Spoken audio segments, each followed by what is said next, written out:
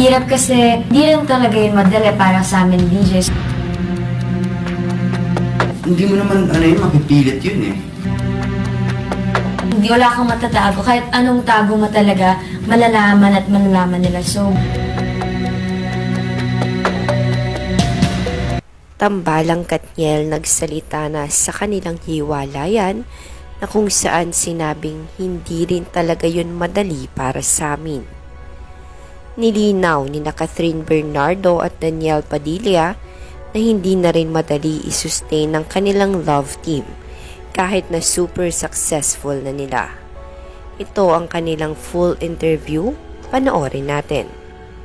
So ano masasabi niyo na parang, wow, parang yung status niyo na gano'n na talagang hanggang ngayon, iba pa rin ang ng staying power ng Katniel? yun yung pinakamahirap kasi yung kung paano yung sustain, kung ano yung nangyayari. Yun yung di rin talaga yun madali para sa amin DJ. So, kailangan conscious effort namin yun na kailangan may binibigay kong iba every project. Makikita nila na nag-grow ka rin. Tapos yung meron silang reason to stay sa fandom na to. So, bigyan mo sila na hindi kami magsistay na to kung wala rin talaga yung mga fans. Sila yung hanggang ngayon hindi talaga sumusuko. Kaya naman talaga yung sa 5 taon, andito pa rin kami. Sila yung dahilan nun. Pero do you guys think na may sikreto yun? Yung may formula or may secret yung kung paano masustain yung inyong... Siguro yung formula lang nun is yung bond na nakikita nyo dun sa love team mismo.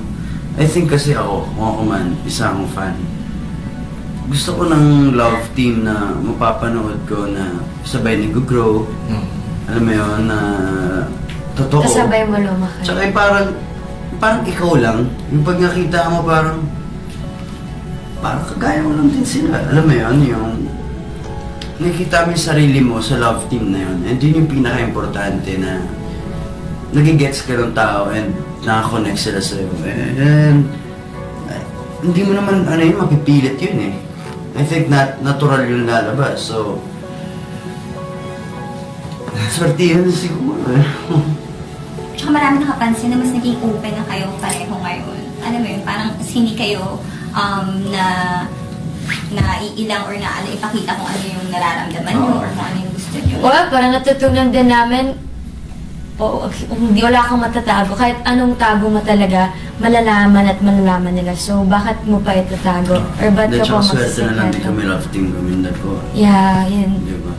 Pero, ibang usapan din yun. Hindi naman kami love team. May mga sarili kaming love teams. Siyempre, yun yung alam iba nila yun, talaga. diba? Ibang usapan din yun.